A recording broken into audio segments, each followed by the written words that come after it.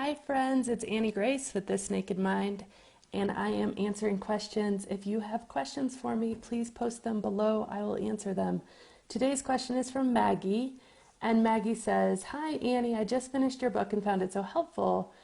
I'm on day 5 of my freedom from alcohol. Congratulations, Maggie. And was so trying to arm myself with as much ammo and information as possible. Anyway, I'd love you to address the issue of living with a spouse who uses alcohol and has no intention of stopping. He has a couple of drinks every day and usually right in front of me. What's the best way to handle this? Thank you in advance." So Maggie, first, my own experience isn't exactly like this because my husband, when I first started writing this book and when I first started drinking, he goes, "Just so you know, I'm not going to stop drinking. I have no intention of doing that." And then right before I published the book, I said, "Hey, you better read this because there's a lot of personal stuff in here and you need to read it." So he read it in 2 days. And although he is not the type of person that's going to kind of put a flag in the ground and say, "I am a non-drinker, I don't drink," or "I only drink on a very rare occasion," I think he's had, maybe 2 beers in the last 6 months. So for him, reading the book and reading about alcohol and what it really does to your body and having his unconscious mind kind of cleaned, if you will, from the liminal thinking, he just kind of naturally stopped. So I got really lucky in that regard, and I'm thankful. But I do think you have to do it for you, not for anybody else, and that is the crux of the issue. So fabulously, we have an amazing community, and if you haven't joined, join us at thisnakedmindcommunity.com. Totally free, always will be. It's growing every day, and it's people who are on this journey together and support each other. And one of my very dear friends and early readers, Heidi Mayo, who actually blogs about this stuff at HeidiMayo.com, she had this exact issue. And so I actually reached out to her for some backup on this question, Maggie. And I think, I wanted to get you a really good answer. So this is Heidi's response, and I'm just going to kind of read it because I think it was really profound and really good. And so Heidi says, "I needed to make sure I had the right attitude. When I told my husband I was stopping, he made it absolutely clear that he was super happy for me, but he had no intention whatsoever of ever stopping drinking. And I had to understand that. He's much better at controlling his drinking than I ever was, and if he chooses to drink, I have to realize that that's his business.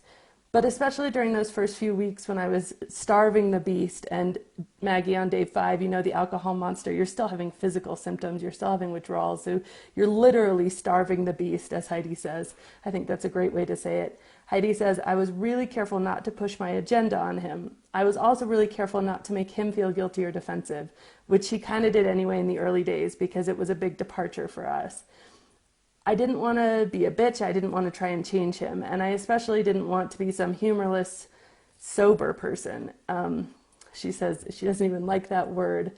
And she goes, "I was the one who was changing, and I need to be really clear on that. And I needed to be really clear for the sake of our marriage that he didn't need to. So I was consciously upbeat. And I think that probably helped her mood anyway." She said, "If I did bring up my non-drinking, it was more to exclaim how great I felt or how much funnier things appeared," and that's true, things do get a lot funnier, "or how much fun I was having, or how delicious my latest non-ethanol drink discovery was.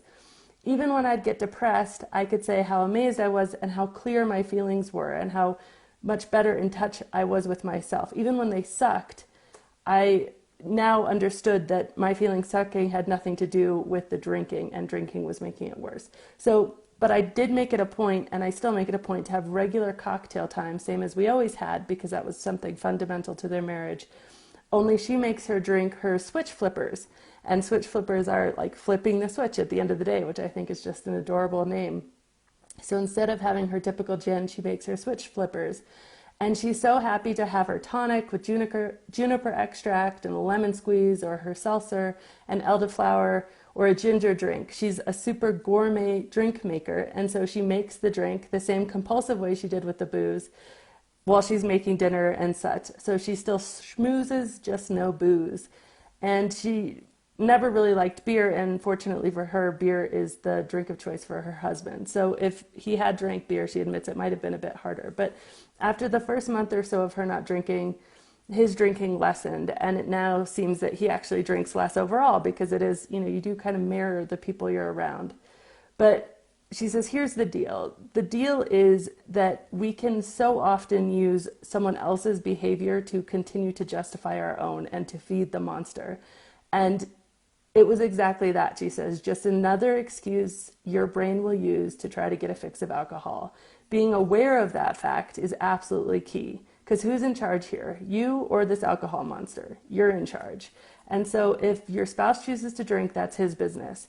And she says, I can even feel a little smug about the fact that I'm enjoying the freedom while he's still a slave to his Budweiser. I'll never point that out to him, of course, but I don't need to. It's knowledge that I know. So I think that's really true. If you're absolute in your resolve, you recognize that little voice for what it is, just the alcohol monster, and you're doing it for yourself, and you're making a very conscious effort to see everything you're gaining, not everything you're missing out, then other people's drinking hopefully won't bother you. And I think Heidi's answer is really profound, and I didn't want to answer it for myself because I'm not actually living through this at this point in time. So thank you, Heidi, for doing that. Thank you so much, Maggie, for the question. And please do leave your questions below. I will happily answer them. Tomorrow I have been asked a question about, do you still dream about drinking at times? And so I'll be answering that tomorrow. Thanks.